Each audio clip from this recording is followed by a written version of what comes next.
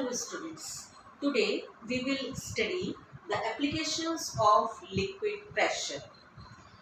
Liquid pressure हमें कहाँ पर बेनिफिशियल होता है या कहाँ पर हमें लिक्विड प्रेशर के लिए कौन से स्पेशल टेक्निक्स यूज करनी पड़ती है, प्रिकॉशंस रखनी पड़ती है।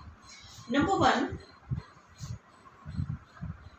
जो वाटर टैंक्स होते हैं वो बिल्डिंग में हमेशा ऊपर की तरफ रखे जाते हैं, जहां हाईएस्ट पॉइंट होता है हमारे सबसे ऊपर टॉप रूफ पर या टेरेस पर, जहां से मैक्सिमम हाइट वाटर की हमें मिल सके, जिससे ज़्यादा से ज़्यादा प्रेशर हमारी टैप्स के अंदर वाटर का मेंटेन हो सके। जितना ज़्यादा ऊपर हमारा वाटर का टैंक होगा उतने ही ज़्यादा प्रेशर से वाटर हमारे टैप्स में आएगा, रन करेगा। Number 2, the walls of a dam. Dam आप लोगों ने देखा होगा, डैम जहाँ पर वाटर को रिजर्व करके रखा जाता है, रिवर के या कैनाल के साइड में होता है, उनके साथ साथ बना होता है टू प्रोड्यूस द इलेक्ट्रिसिटी।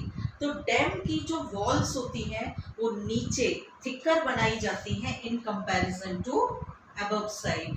तो जो वॉल्स बनाते हैं हम यहाँ पर थिकर बनाते हैं और ऊपर की तरफ पतली होती है, जिससे जो नीचे, क्योंकि वाटर का जो प्रेशर है वो ज़्यादा होने की वजह से हमें यहाँ पर जो वॉल्स है ये थिकर बनानी पड़ती है, क्योंकि जितना नीचे हम जाएंगे वाटर में उतना प्रेशर इंक्रीज होगा।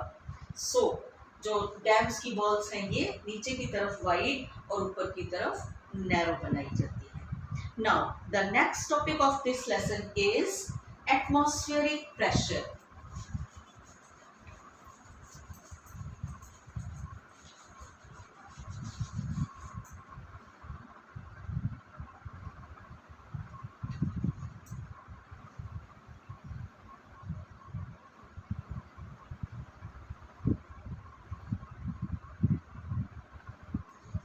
जैसा कि आप सभी लोग जानते हैं, हमारे एटमॉस्फेयर एयर की लेयर से बना होता है and air also has mass and weight. Air के अंदर भी क्योंकि मास है, वेट है, तो वो भी हर चीज़ के ऊपर एक प्रेशर डालती है and this pressure is called the atmospheric pressure. The pressure due to the environment, due to the atmosphere, or we can say due to the air is called the atmospheric pressure. Atmospheric pressure को measure करने के लिए हमारे पास एक device होता है that is called barometer. Sea level पर अगर हम मेजर करें तो जो एटमॉस्फेरिक प्रेशर है वो होता है 100 किलो पास्कल। 100 किलो पास्कल का प्रेशर हर चीज के ऊपर सी लेवल पर लगता है, और जैसे जैसे हम ऊपर की तरफ बढ़ते हैं हमारा ऑल्टीट्यूड हाई होता चला जाता है, प्रेशर डिक्रीज होता है, कम हो जाता है। हम सी में जाते हैं नीचे तो प्रेशर इंक्रीज होता है सी के लेवल पर 100 किलो पास्कल, और ऊपर जाएंगे तो ये रिड्यूस होता जाएगा, कम होता जाएगा। तो 100 किलो पास्कल का प्रेशर हमारे ऊपर भी है। अगर हमारे ऊपर 100 किलो पास्कल का प्रेशर है तो हम उसे फील क्यों नहीं कर पा रहे? क्यों ऐसा है कि उस प्रेशर को हमारे ऊपर, हमारे सर के ऊपर भी उतना ही एयर का प्रेशर, उतना ही एटमॉस्फेरिक प्रेशर है जितना किसी भी और चीज़ पर होता है, तो उस प्रेशर को हम फील नहीं कर पाते हैं because we have one another pressure inside our body and that is blood pressure. हमारी बॉडी के अंदर बहुत सारी नर्व्स और वेन्स हैं जिनके अंदर हमारा ब्लड सर्कुलेट होता है और इसकी वजह से एक प्रेशर रहता है। तो ये जो ब्लड प्रेशर है ये इस एटमॉस्फेरिक प्रेशर को मेंटेन करे रखता है, बैलेंस करके रखता है, और इसलिए हमें एटमॉस्फेरिक का प्रेशर फील नहीं होता है। लेकिन अगर हम हाइट पर जाएं और ज़्यादा ऊपर चले जाएं, माउंटेन्स पर चले जाएं, तब क्या होगा? हमारे नोज से, हमारे ईयर से ब्लड बाहर आने लगेगा, या हम बहुत जल्दी हाँफने लगेंगे, बहुत जल्दी हमें ऐसा लगेगा जैसे हमारी हार्ट बीट बहुत तेज हो गई है। ऐसा क्यों होता है? क्योंकि वहाँ पर हमारी बॉडी का प्रेशर ज़्यादा हो जाता है और एटमॉस्फेयर का प्रेशर कम हो जाता है। जैसे मैंने अभी आपको बताया, जैसे जैसे हम हायर ऑल्टीट्यूड पर जाते हैं एटमॉस्फेरिक प्रेशर रिड्यूस हो जाता है। तो एटमॉस्फेरिक प्रेशर तो रिड्यूस हो गया, लेकिन बॉडी का इनसाइड का प्रेशर अभी भी उतना है। तब क्या हुआ रिजल्टेंट, वो बॉडी का जो ब्लड है वो बाहर की तरफ निकलने की कोशिश करता है, क्योंकि अंदर ज़्यादा प्रेशर है, बाहर कम प्रेशर है। तो हमेशा जो प्रेशर है वो हायर टू लोअर कंसंट्रेशन की तरफ मूव करता है, तो ब्लड बाहर की तरफ निकलने लगता है और हमारे नोज से और हमारे ईयर से ब्लड बाहर आने लगता है। इसीलिए जब हम हायर ऑल्टीट्यूड पर जाते हैं या जहाँ पर भी कम प्रेशर होता है, वहाँ पर हम अपने ईयर के अंदर कॉटन के प्लग्स लगा लेते हैं, जिससे हम उस प्रेशर को बियर मतलब एक मेंटेन करने वाली कंडीशन में पहुँच सकें, और बाहर के कम प्रेशर की वजह से हमारी बॉडी का जो अंदर का प्रेशर ज़्यादा हो रहा है उसको हम मेंटेन कर सकें। ऐसा ही होता है यूनिवर्स में जाने पर। आप लोगों ने देखा होगा कोई स्पेस में जाता है तो एक स्पेशल स्पेस सूट्स होते हैं, उनको पहन कर जाता है, because there is no atmosphere in the space.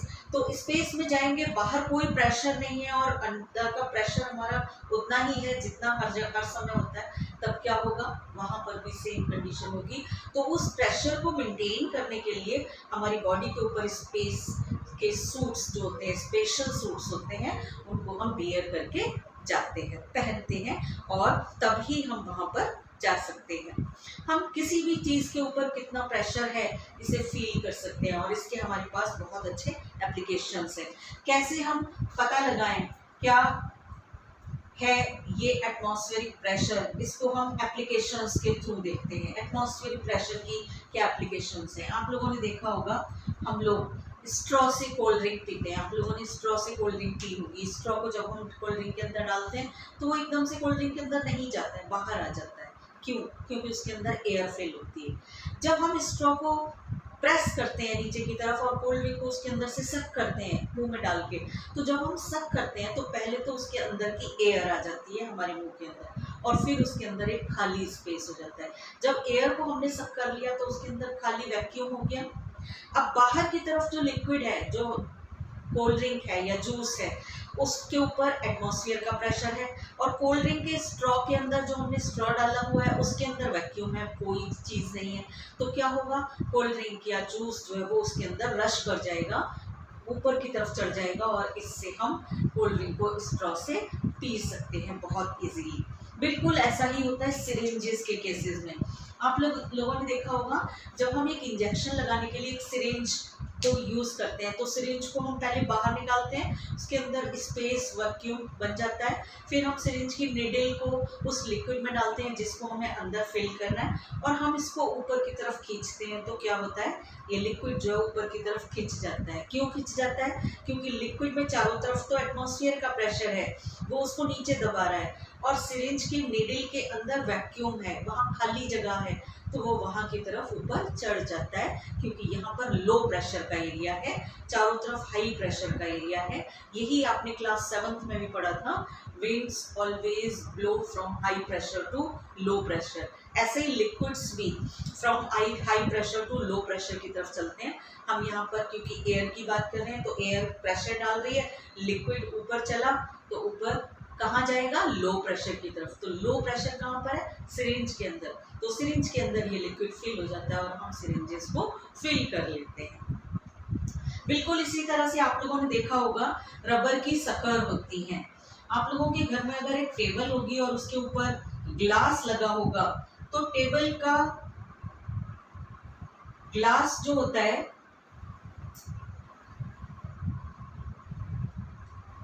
शक्कर,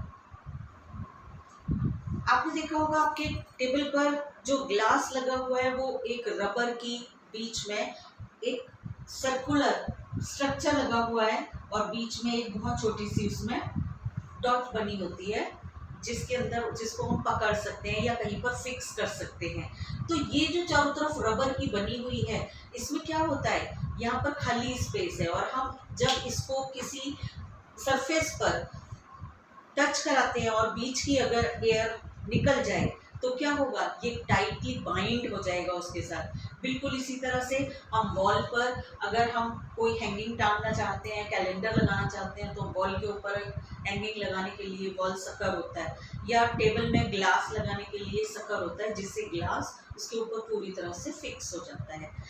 दो हेमिस्फीयर अगर हम कोशिश करें कि ये मेजर करने की कि ये जो हमारा एटमॉस्फेरिक प्रेशर है ये कितना है।